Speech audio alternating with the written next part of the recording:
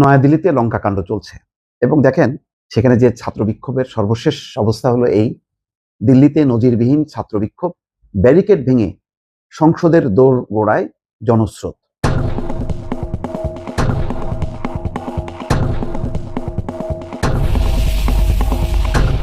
একেবারে সংসদের দরজা পর্যন্ত চলে আসছে। ভারতের নয়াদিল্লির যন্তর মন্তর এবং এর আশেপাশে সোমবার হাজার হাজার বিক্ষোভকারী জড়ো হন। তাদের এমন উপস্থিতিতে পুলিশ এবং নিরাপত্তা কর্মীরা রীতিমতো অপ্রস্তুত হয়ে পড়েন। কয়েক স্তরের ব্যারিকেড, ৩,০০০-এর মতো নিরাপত্তা কর্মী মোতায়েন এবং ইন্টারনেট সেবা বন্ধের পরও নজিরবিহীন এই ছাত্র বিক্ষোভের ঘটনা ঘটে। শিক্ষার্থী এবং তরুণদের বিশাল এই জনস্রোত পৌঁছে যায় সংসদ ভবনের দোরগোড়াতেও। পরে পুলিশ তাদের উপর কাঁদানে গ্যাসের সেল ছোড়ে এবং লাঠিপেটা করে। দ্য হিন্দু পত্রিকার একজন প্রতিবেদক বলছেন, নেতৃত্বহীন এই বিক্ষোভকারীরা যন্তর মন্তর থেকে রাইসিনা মার্গ হয়ে সংসদ ভবনের দিকে এগিয়ে যায়। এই সময় পুলিশ তাদের কোনো বাধা দেয়নি। সংসদের দিকে যাওয়ার সব রাস্তা তখন বিক্ষোভকারীতে পরিপূর্ণ ছিল। গতকাল সংসদে বর্ষাকালীন অধিবেশনের প্রথম দিনে কার্যক্রম শুরু হয়েছে। এই দিনই বিক্ষোভকারীরা ব্যারিকেড ভেঙে সংসদের দিকে এগোতে থাকেন। এক পর্যায়ে সংসদ ভবন প্রাঙ্গণ থেকে 100 মিটার দূরে বাস আড়াআড়ি করে রেখে পুলিশ তাদের আটকানোর চেষ্টা করে।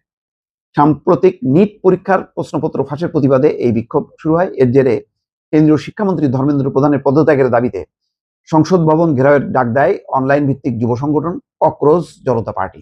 নিট পরীক্ষার প্রশ্নপত্র ফাঁসের প্রতিবাদে তাদের ডাকে সাড়া দিতেই এই বিশাল জনতা জড়ো হয়েছে।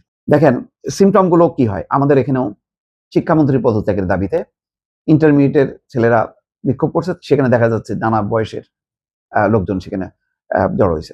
এখানে ধারণা করা হয়েছে যে এর পেছনে অন্যদের মদত আছে, হয়তো আছে, সেই সুযোগ তারা নিচ্ছে।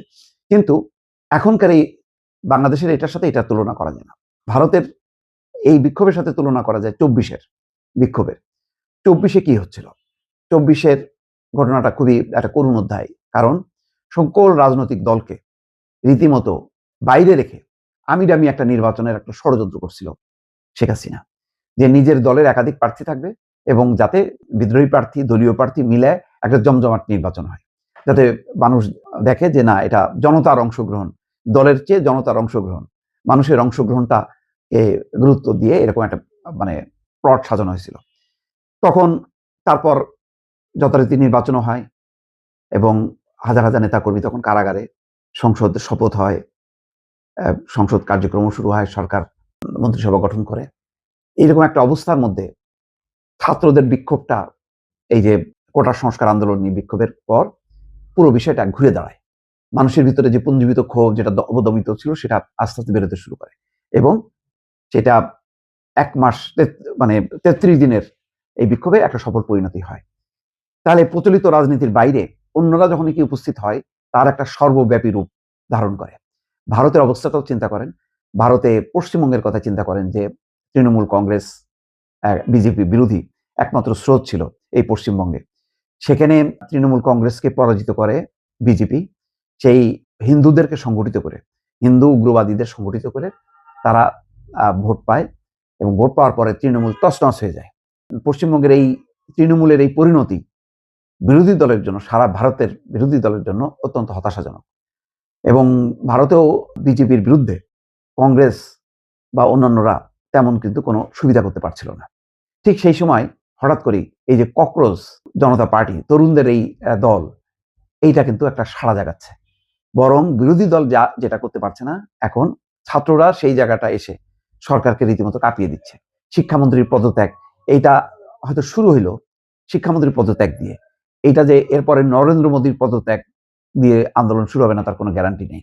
এবং ইতিমধ্যে দিল্লির মসনদ কিন্তু কেঁপে উঠছে আন্দোলনের মাত্রা এবং তার একটা সর্বব্যাপী রূপ দেখে রীতিমতো স্তম্ভিত শাসক দল। তারা বুঝতে পারছে না যে কি, কোথা থেকে কি হচ্ছে।